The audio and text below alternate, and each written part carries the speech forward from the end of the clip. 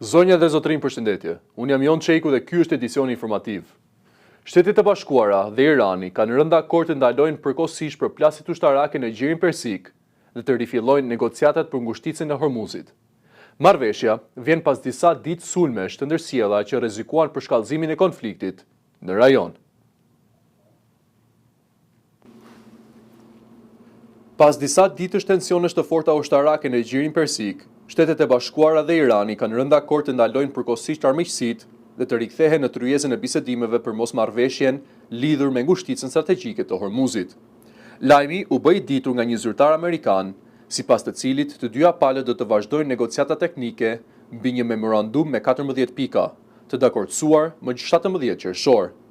Marrëveshja parashikon pezullimin e veprimeve ushtarake dhe garantimin e lëvizjes së lirë të anijeve në një nga korridoret detare më të rëndësishme për furnizimin botëror me naftë. Sipas medias amerikane Axios, bisedimet pritet të rifillojnë të martën në Katar. Zhvillimi vjen pas disa ditësh për shkallëzimit të situatës. Kriza u ndes pasi një predh iraniane goditi një anije mallrash në ngushticën e Hormuzit. Washingtoni dhe Teherani akuzuan njëri tjetrin për shkeljen e armpushimit të përkohshëm, ndërsa përplasjet vazhduan edhe gjatë fundjavës. Forcat amerikane njoftuan se goditën sërish objektiva iraniane, vetëm pak orë pasi një cistern nafte u sulmua në ngushticë. Në përgjigje, Irani lëshoi raketa dhe dron drejt bazave ushtarake amerikane në Kuvajt dhe Bahrein, pas deklaratave të presidentit Donald Trump, i cili përsëriti kërcënimet ndaj Republikës Islamike. Sipas autoriteteve amerikane, nga sulmet nuk u raportuan viktima apo dëme të mëdha në radhët e forcave të SBA-s. Ndërkohë, tensionet në lindjen e mesme mbeten të larta. Izraeli goditi objektiva të Hezbollahut në jug të Libanit, duke shtuar shqetësimet se konflikti mund të zgjerohet dhe të rrezikojë përpjekjet për ruajtjen e armpushimit. Reagimi i tregjeve ishte i menjëhershëm. Çmimi i naftës Brent u rrit me rreth 0.5% në tregjet azjatike, ndërsa investitorët vijojnë të ndjekin me vëmendje zhvillimet në ngushticën e Hormuzit, një rrugë detare jetike për tregtinë globale të energjisë. Bilanci i viktimave nga 2 tërmetet shkatërimtare në Venezuelë ka kaluar 1400, ndërsa ekipet ndërkombëtare të shpëtimit vijojnë kërkimet mes rënojave. Mes historive të shpresës, një grua e moshuar u nxorë gjallë pas gati 72 orësh e bllokuar në një ndërtesë të shembur. Bilanci i viktimave nga 2 tërmetet e fuqishme që goditën Venezuelën vijon të rëndohet. Sipas autoriteteve, numri i të vdekurve ka kaluar 1400 persona, ndërsa mijërat të tjerë rezultojnë të plagosur ose të zhdukur. Ekipet të shpëtimit nga vende të ndryshme të botës po punojnë pa ndërprerje në përpjekje për të gjetur të mbijetuar në ndërnoja të ndërtesave të shembura. Një nga historitë më prekse vjen nga shteti bregdetar La Guaria, një nga zonat më të goditura nga katastrofa. Një grua e moshuar u nxorë gjallë nga rënojat pasi kishte qëndruar bllokuar për afër 72 orë. Operacioni u realizua nga njësia ushtarake e emergjencave të Spanjës, ndërsa momenti i shpëtimit u shoqërua me duartrokitjet e banorëve që pristin me ankth lajme për të afërmit e tyre. Në terren ndodhen tashmë mbi 1600 punonjës të huaj të ekipeve të kërkim shpëtimit, ndërsa autoritetet bëjnë të ditur se grupet e tjera pritet të mërrinë në ditët në vijim. Megjithatë, operacionet po përballet me mungesë të makinerive të rënda, duke detyruar shumë banorë të kërkojnë të afërmit e tyre me duar mes rënojave. Shkalla e vërtetë e katastrofës mbetet ende e paqartë. Kryetari i Parlamentit të Venezuelës, Jorge Rodriguez, deklaroi se qindra persona vazhdojnë të rezultojnë të zhdukur.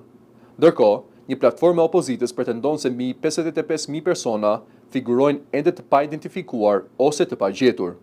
Shërbimi gjeologjik i Shteteve të Bashkuara ka paralajmëruar se numri përfundimtar i viktimave mund të kalojë 10.000, duke i renditur këtë tragjedi mes tërmeteve më vdekjeprurëse në historinë moderne të Amerikës Latine.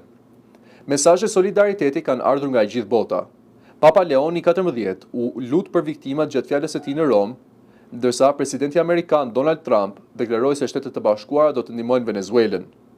Washingtoni ka miratuar një paket fillestar ndihme për $150 milion, ndërsa një fond tjetër me vlerë $100 milion pritet të shpallet brenda pak ditësh. Një baba dhe djali i tij u nxorën të gjallë nga rënojat 4 ditë pas tërmeteve shkatërimtare që goditën Venezuelën. Ekipet e shpëtimit vijojnë kërkimet, ndërsa bilanci i viktimave ka kaluar 1400 të vdekur. Një tjetër histori shprese vjen nga Venezuela 4 ditë pas tërmeteve të fuqishme që tronditën vendin. Një baba dhe djali i tij u nxorën të gjallë nga rënojat e një ndërtese të shembur në qytetin La Guardia, një nga zonat më të prekura nga katastrofa. Pamjet tregojnë momentin kur ekipet e kërkim shpëtimit i nxjerrin ata nga rënojat dhe i transportojnë me barela të improvisuara drejt ambulancave që prisnin pranë. Shpëtimi i tyre është një nga momentet më të rralla të këtyre ditëve tragjike. Presidenti i përkohshëm i Venezuelës deklaroi se të paktën 33 persona janë shpëtuar gjatë fundjavës, mes tyre edhe disa fëmijë. Megjithatë, bilanci i katastrofës mbetet i rëndë. Tërmetet e së mërkurës shkaktuan mbi 1400 viktima, ndërsa 10 mijëra persona vazhdojnë të rezultojnë të zhdukur. Në zonat më të goditura, familjarët dhe vullnetarët kaluan ditë të tëra duke kërkuar të mbijetuar mes rënojave, përpara mbërritjes së ekipeve ndërkombëtare të shpëtimit. Mbi 1600 punonjës të huaj të emergjencave kanë mbërritur në Venezuelë për të ndihmuar në operacionet e kërkim shpëtimit. Ata po punojnë kundër kohës, pasi shanset për të gjetur të mbijetuar zvogëlohen me kalimin e ditëve. Në mes të një prej katastrofave më të rënda që ka përjetuar vendi, shpëtimi i Babe Bir shihet si një simbol i shpresës për familjet që ende presin lajme për të afërmit e tyre në rënoja. Mijëra protestues u mblodhen në qytetin e Kraljevis, një ditë pasi presidenti serb Aleksandar Vučić njoftoi dorëheqjen dhe shpalljen e zgjedhjeve të parakohshme. Pavarësisht këtij vendimi, protestuesit besojnë se ai mund të vazhdojë të mbajë pushtetin përmes një roli tjetër politik. Protestat në Serbi vazhdojnë edhe pas njoftimit të presidentit Aleksandar Vučić se do të japë dorëheqjen duke hapur rrugën për zgjedhjet e parakohshme presidenciale dhe parlamentare.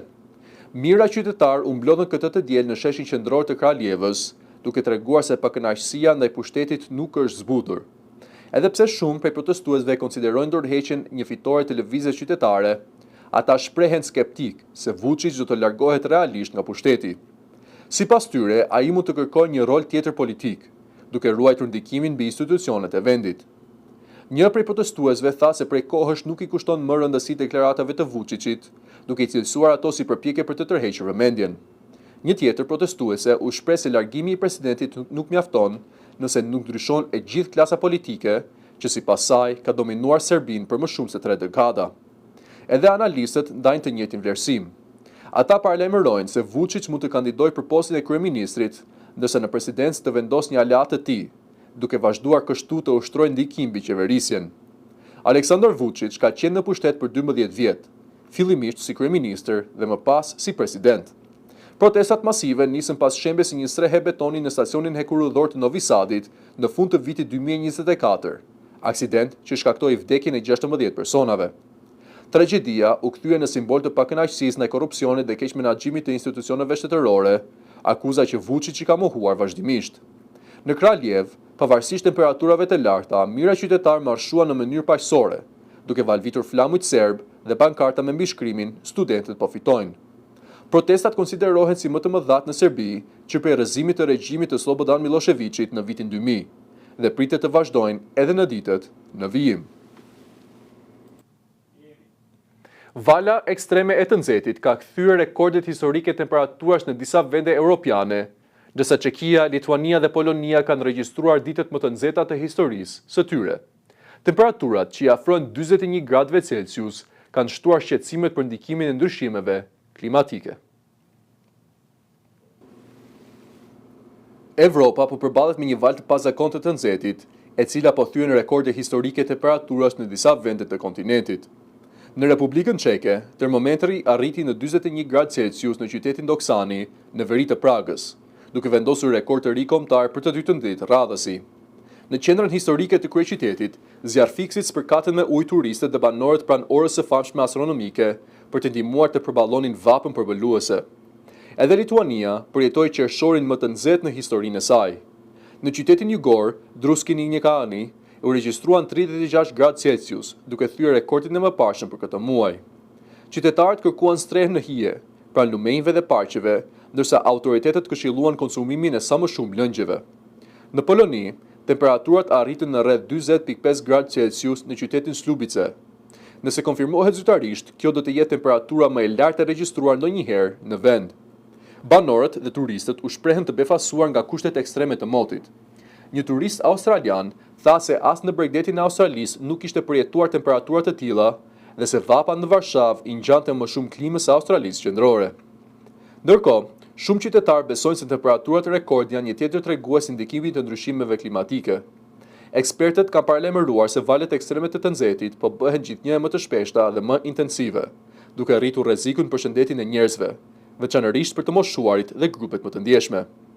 Autoritetet në disa vende evropiane kanë aktivizuar planet e emergjencës, ndërsa u bëjnë thirrje qytetarëve të shmangin ekspozimin në diell gjatë orëve më të nxehta të ditës, të konsumojnë shumë ujë dhe të tregojnë kujdes të veçantë ndaj personave më të rrezikuar. Italia po përdor byzylyk inteligjent për të monitoruar shëndetin e të moshuarve gjatë valës ekstreme të nxehtit, që ka përfshirë Evropën. Pajisja sinjalizon urgjencat shëndetësore dhe u mundëson autoriteteve të ndërhyjnë në kohë për të shpëtuar jetë. Teksa Evropa po përballet me valën më të rëndë të nxehtit të regjistruar ndonjëherë, Italia po mbështetet te teknologjia për të mbrojtur një nga grupet më të rrezikuara, të moshuarit që jetojnë vetëm. Në Rom, ku temperaturat janë ngjitur në afër 40 gradë Celsius, autoritetet po e konsiderojnë një byzylyk elektronik inteligjent si një mjet jetik për parandalimin e emergjencave shëndetësore. Një nga përfitueset është 85 vjeçaria Dina Gazela, e cila jeton e vetme. Ajo mban në dorë një pajisje që monitoron në kohë reale ritmin e zemrës, cilësinë e gjumit dhe mund të zbulojë rrezimet aksidentale. Në rast urgjence, sistemi dërgon menjëherë sinjal për ndihmë. Psikologja klinike Piera Pomente, e cila koordinon programin e një farmaci të Romës, thotë se byzylyku është bërë veçanërisht i rëndësishëm gjatë temperaturave ekstreme. Sipas saj, të moshuarit janë më të prirur se pësojnë ulje të tensionit dhe probleme me ritmin e zemrës gjatë vapës, ndërsa monitorimi i vazhdueshëm ndihmon jo vetëm në ndërhyrjen e shpejtë, por edhe në uljen e ankthit dhe ndjenjës së pasigurisë. Byzylyku ofrohet falas në kuadër të një programi prej $456 milion të financuar nga Bashkimi Evropian pas pandemisë së COVID-19 dhe i zbatuar nga Bashkia e Romës. Përveç monitorimit elektronik, punonjësit social kontaktojnë çdo ditë të moshuarit për të kujtuar marrjen e ilaçeve, për të interesuar për gjendjen e tyre gjatë vapës, ose thjesht për të ofruar mbështetje dhe shoqëri. Edhe pse disa qytetarë kanë shprehur shqetësime për privatësinë, Dina Gazela thotë se pajisja i ka ndryshuar jetën. Pas humbjes së bashkëshortit dhe kafshës së saj shtëpiake, ajo e konsideron byzylykun si një litar shpëtimi, që i jep siguri se nuk do të mbetet vetëm në rast një emergjence. Me temperaturat që vazhdojnë të arriten në të gjithë Evropën, autoritetet italiane besojnë se teknologjitë të tilla mund të luajnë një rol vendimtar në mbrojtjen e jetës së mira të moshuarve. Sulmet izraelite në Libanin Jugor kanë dëmtuar rënd monumente historike dhe vende të mbrojtura nga UNESCO, përfshirë rrënojat romake në qytetin e Tiros. Autoritetet libaneze akuzojnë Izraelin për shkatërrim sistematik të trashëgimisë kulturore, ndërsa ushtria izraelite thotë se godet vetëm objektiva ushtarake. Lufta në Liban nuk ka kursyer as trashëgimin miraveçare të vendit. Monumente historike, qytete të lashta dhe objekte me rëndësi kulturore janë dëmtuar gjatë ofensivës izraelite në jug të vendit, sipas autoriteteve libaneze. Në qytetin bërketar të Tiros, një sit i mbrojtur nga UNESCO, sulmet ajrore ndëmtuan kolonat dhe mozaikët romak që kanë mbijetuar për rreth 2000 vjet. Një nga elementet dekorativ të një kolone antike u rrëzua nga shpërthimi, ndërsa specialistët e trashëgimisë kulturore thonë se një mozaik romak pësoi dëmtime të ngjashme me ato që shkakton një tërmet i fuqishëm. Konflikti nisi pasi forcat e Hezbollahut sulmuan objektiva izraelite, çka u pasua nga ndërhyrja ushtarake e Izraelit në Liban gjatë muajit mars. Që atëherë, dëmet nuk janë kufizuar vetëm të objektivat ushtarake. Sulmet goditën edhe tregun historik të epokës mamluke në qytetin Nabatije, ndërsa 10 fshatra kufitare me histori shekullore u rrafshuan. Në muajin maj, forcat izraelite morën në kontroll edhe kalan e Beaufortit, një fortesë e ndërtuar në periudhën kryqëzatave. Izraeli pretendon se aty ruheshin armë të Hezbollahut, akuzë që autoritetet libaneze e hedhin poshtë. Në një reagim për Reuters, ushtria izraelite deklaroi se nuk synon të shkaktojë dëme të panevojshme ndaj infrastrukturës civile dhe se çdo sulm kryhet vetëm për nevoja ushtarake. Sipas saj, gjatë planifikimit të operacioneve merret në konsiderat prania e vendeve të ndjeshme kulturore dhe zbatohet një proces i rrept miratimi. Ndërkohë, ministri libanez i kulturës Ghassan Salami deklaroi se dëmet janë shumë të gjera se sa monumentet romake apo fenikase. Sipas tij, janë shkatërruar ndërtesa historike, objekte kulturore dhe rreth 60 fshatra janë trashëguar plotësisht. Edhe pse arpushimi hyri në fuqi një javë më parë, autoritetet libaneze thonë se ende nuk ka një bilans të plotë të dëmeve. Ndërkohë, trupat izraelite vazhdojnë të mbajnë nën kontroll një zonë sigurie në jug të Libanit, ndërsa vlerësimi i plotë i humbjeve historike dhe kulturore pritet të zgjasë për muaj të tërë. Një avion i vogël u rrëzua në verilindjet të Francës pak pas ngritjes, duke shkaktuar vdekjen e 11 personave, mes tyre pilotit dhe 10 parashutistëve. Mjeti ra në një zonë pranë banesave, ndërsa dëshmitarët përshkruan momentet e tmerrit para përplasjes.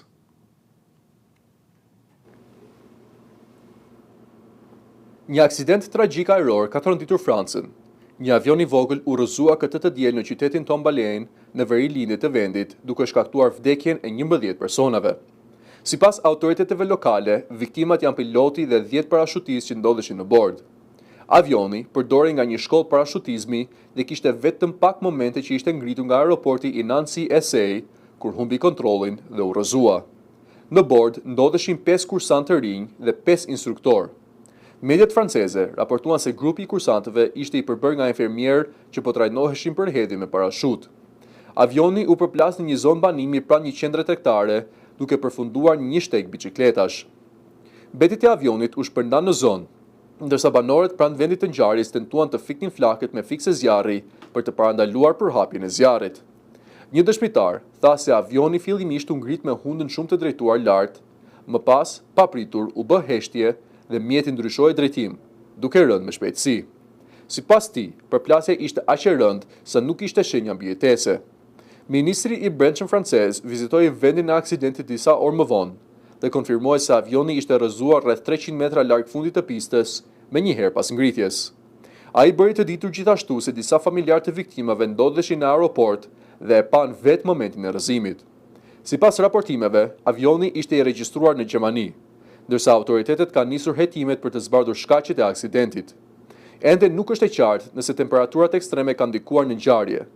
Një ditë më parë, qyteti i Nancy kishte regjistruar temperaturën më të lartë të shënuar ndonjëherë.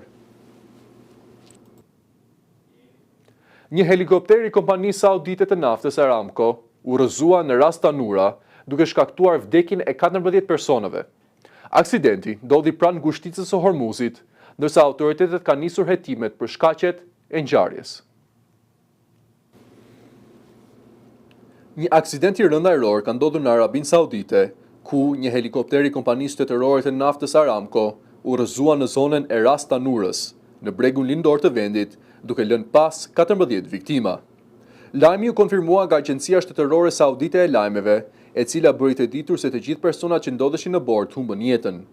Deri më tani, nuk janë bërë publike identitetet e viktimave, ndërsa autoritetet kanë nisur hetimet për të përcaktuar shkaqet e aksidentit. Të dhënat nga platformat e monitorimit të fluturimeve tregojnë se helikopteri ktheu një kthesë të fortë pak çaste para se sinjali i tij të humbiste. Ende, nuk dihet nëse rrëzimi është shkaktuar nga një defekt teknik, faktor atmosferik apo ndonjë shkak tjetër. Ngjarja ndodhi në një moment të rëndësishëm për industrinë energjetike saudite. Vetëm 2 ditë më parë, Aramco kishte rifilluar ngarkimin e naftës në terminalin e ras Tanurës, pas 4 muajsh ndërprerje të shkaktuar nga tensionet e konfliktit në lindjen e mesme. Arabia Saudite, eksportuesja më e madhe e naftës në botë, po përpiqet të rrisë eksportet e saj, ndërsa situata në rajon duket se po stabilizohet pas sinjaleve për një marrëveshje paqe mes Shteteve të Bashkuara dhe Iranit. Rrëhapja e ngushticës së Hormuzit për trafikun detar ka nxitur vetët prodhuesit të naftës dhe gazit në rajon të shtojnë prodhimin dhe eksportet, pasi kjo rrugë ujore mbetet një nga arteriet më të rëndësishme për tregtinë globale të energjisë. Ndërkohë, hetuesit pritet të analizojnë të dhënat e fluturimit dhe provat nga vendi i ngjarjes për të zbardhur rrethanat e sakta të kësaj strategjie, e cila ka tërnditur sektorin energjetik saudit. Kjo ishte gjithçka që kishim përgatitur për ju sot. Për më tepër, na ndiqni në rrjetet tona sociale, bëni subscribe në YouTube dhe na ndiqni në faqen tonë të webit www.nsmtv.ca. Bashk, mirupafshim.